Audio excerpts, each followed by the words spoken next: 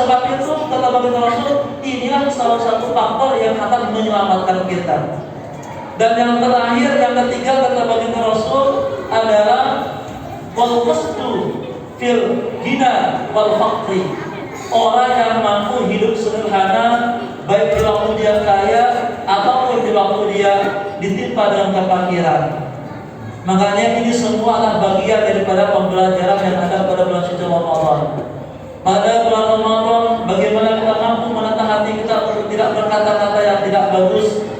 Bagaimana pada bulan Ramadan, bagaimana kita mampu menata ucapan kita untuk keluar kata-kata yang tidak bagus. Semua ini adalah bagian daripada alat untuk kita menjadi orang yang selamat di dunia ataupun di akhirat yang telah dicontohkan oleh baginda Rasul Sallallahu Alaihi Wasallam. Karena lisan dan hati ini adalah sesuatu yang sangat menentukan. Dulu ada sebuah cerita yang terkenal adalah Luqmanul Hakim. Luqmanul Hakim ini sekalipun beliau bukan seorang nabi, sekalipun beliau bukan seorang sahabat, tetapi Luqmanul Hakim diceritakan di dalam Al-Quran, disebut beliau di dalam Al-Quran. Dan prosesnya Luqmanul Hakim ini tidak gampang. Pernah beliau menjadi seorang budak yang disuruh-suruh oleh raja, bahkan sampai beliau jadi dewan hakim yang sangat luar biasa. Suatu ketika seorang raja memanggil Luqman, "Hai Luqman, saya ingin makan kambing. Tolong potongkan saya kambing, ambilkan dari kambing itu daging yang terbaik dan daging yang dua, ambilkan saya daging yang terbaik untuk saya."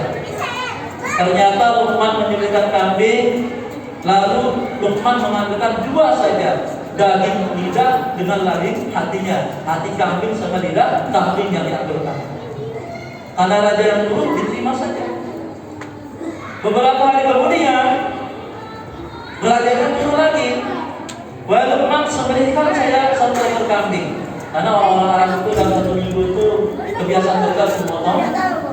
Ternyata Luqman juga mengambil, setelah disembelih yang diambil dua kepala daging lidah sama daging hatinya.